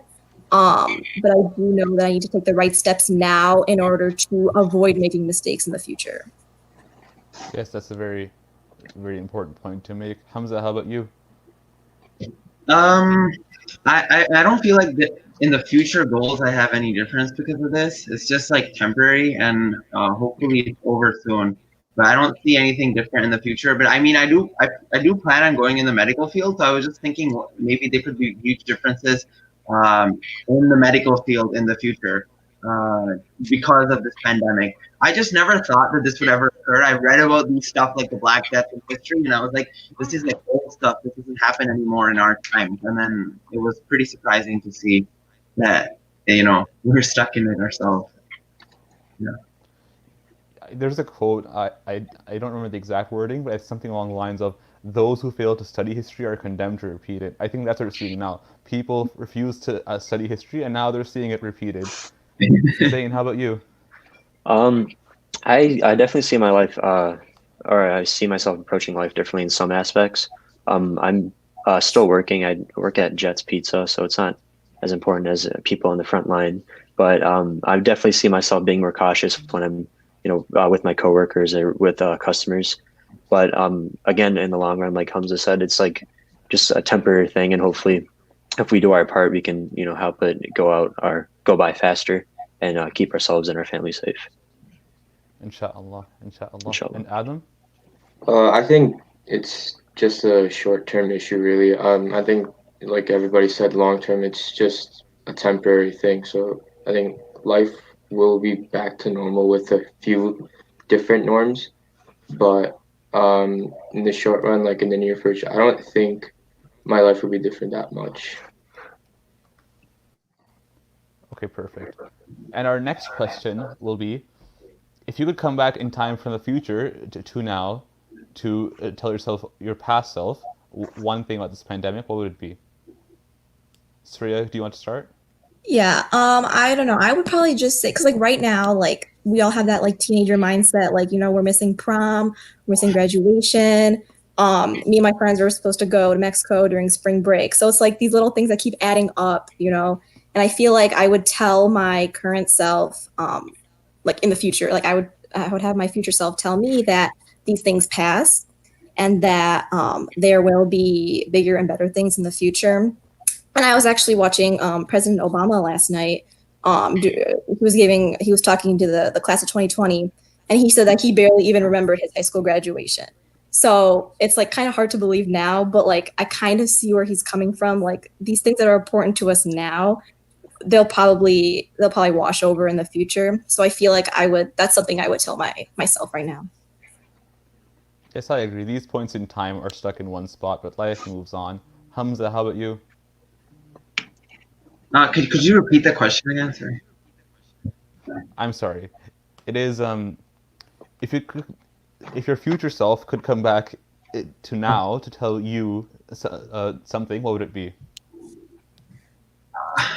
I don't really think there's gonna be much difference because I feel like a few years later I wouldn't even like I'll remember the pandemic in a memorable way that I graduated in the year of the pandemic, but anything that I missed, like a few graduation parties or graduation, I don't feel like it'll be that big of a deal in the future in the long run. It's just like kind of sad right now, and more than everything, like as I said, I just wish like we knew that was our last few days of school. That's all I really care about. Like I don't care about prom, graduation, or all those events that much. I mean, they would have been cool, to have graduation parties throughout the summer. But it was just that I wish it ended nicely. But it doesn't matter in the future. I guess like I won't care, and most people won't care anymore. We'll forget about it, so we'll move on. Inshallah. Zain? If I were to go tell my self during school, I would have definitely told myself to make the most of or like last weeks or last days, because I wasn't expecting to not see my friends so quickly, but at the same time, just like everyone else previously said, that like this is just going to wash over. It's not as, or it is important to us now, but I mean in the future, once we graduate college, that'll be more important to us, I think, at that time than right now. And Adam? I think the same as Zane. Like, you just gotta make the most of it. That's what I would tell myself. Just make the most of these last few days, because, I mean, even though we might not have it back, still just you gotta make the most of it. I appreciate the optimism that I'm seeing in all of your responses. Don't think too negatively of it and make the best from it. I like it. And another question. Since you guys are outgoing seniors, what would your advice be to younger students who might be watching our transmission today? Adam, do you want to start? I think I'd tell them the same thing. Like, I mean, you're not guaranteed like the ending that you want. So, same thing. You just got to make the most of what you have and live with that. Yes, we plan and Allah plans, and He's the best of planners. Zain? I guess I'd say the same thing that I would tell myself. Like, just make the most of what you have, no matter the limitations. I remember last night when President Barack Obama did his speech and everyone else, they said something along the lines like, everything is as good as you make it to be. So like, make the most of what you have, and, just, keep your head up, be optimistic, and you'll get through it easier than you would looking down. Optimism is a very key tool to success. Hamza?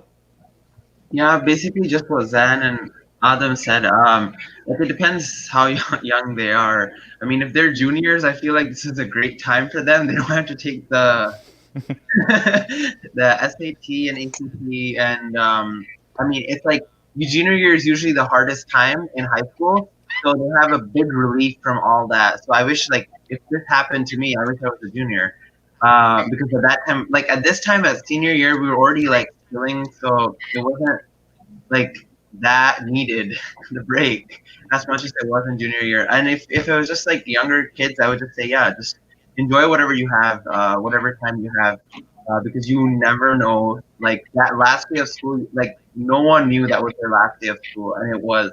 Like, I don't even remember what I did on that last day of school because I had no idea that was going to be my last day of school, and it was. So, yeah. And Sreya? Yeah, I would just say, just like take every opportunity that there is. Like looking back, like I definitely did push myself in high school, but like I feel like I would tell the younger kids, like, like be involved as much as you can, because once it's all taken away from you, like, I don't know, it like kind of sucks, but at least you know that you like put yourself out there and you know that you joined everything and like you kind of like you did the best that you could. So kind of like if you want to do something, definitely go for it, because like basically be grateful for everything and don't take anything for granted. Perfect. And one final question. Would you guys like to give any shout outs or thanks to any of your friends and family? I guess just everyone that's been a part of my last 4 years of high school, especially my family, my parents, and my siblings. They've all helped me like guide me to the right thing, always make me make the right decisions. My teachers at school, they've just been like extremely helpful in whatever way possible. So just a big thank you to them. Zain? I would do the same. I'd definitely thank my family, my close friends. I mean, they're celebrating me and with me, even though there's like little room to work with. And then same with my teachers. Like they're just trying to make the most of, talking to us online over the Zoom or whatever else, and just like celebrating our accomplishments. So it's made it a lot more fun, a lot more easier for us, or for me at least. Mm-hmm. Hamza? Yeah, I would just like to thank my parents, obviously, because parents have the biggest hand in everything. And then my friends and everyone, all my mentors who helped me from anything to like choosing classes yearly, and guiding me on how to apply to colleges, how to prepare for standardized tests, and everything else throughout high school. Just talking. So I guess my mentors, my friends. I mean, that's probably the thing that I miss the most right now in quarantine is just friends. So I kind of realize that now because otherwise I would just like I used to like I mean I don't think anyone likes going to school, but now I feel like I kind of miss going to school just because it was also like a social time to spend with friends and stuff. So that and then obviously parents they can never be thanked enough. One thing that's been brought up constantly throughout this pandemic is that we don't realize how much we should value something until we lose it. So as you mentioned, exactly. You've lost connection with your friends. That's when you realize the value of those friends and the ability to connect with them. Sreya? Yeah, I would definitely say teachers and friends and family, of course. Teachers in the sense that like one of my teachers in particular, like she's like constantly reaching out. We do Zoom calls all the time every week. More it's like because like with her it's more about like actually seeing us in person rather than the academic part of it. So I feel like that's really important. And like keeping in touch and keeping in contact with your students, like checking up on them, like that's something I admire about her. And then as for the friends part, especially like I got so used to seeing them every day that now I don't know what to do when I like don't see them. So I feel like keeping in touch with them is also very important. And then as for family, like always having them around, it's good because like we can bond. We've been playing more games together, spending more time together. So yeah, there are pros and cons to everything, but I feel like it'll all work out in the end. Yes, hopefully. So we don't want to take up too much of you guys' time. So Jazakumullah khair, and thank you very much for taking your time to participate in this event. We hope you have a nice 4 years of college. Make sure, and we would like to apologize. We did miss one senior who should have been in the presentation. So Sister Hara Mohsen, she also graduated from high school this year, and she is graduating from Washtenaw International High School in Washtenaw County. So sorry for omitting it earlier, and congratulations on your graduation. So finally, thank you to everyone who has joined us for this program this weekend. Jazakumullah khair. Make sure to keep us in your dua. Alhamdulillah, we had some very nice speakers over the weekend, such as Saba Maroof, Dr. Yasser, Dr. Muhammad Hakim, and today we had several speakers as well. So to everyone who volunteered from that end, may Allah bless you, may He help you in your future endeavors, inshallah. May Allah bless everyone who attended the event and made it possible. Jazakumullah khair to all of you. Assalamu alaikum wa rahmatullahi wa barakatuh.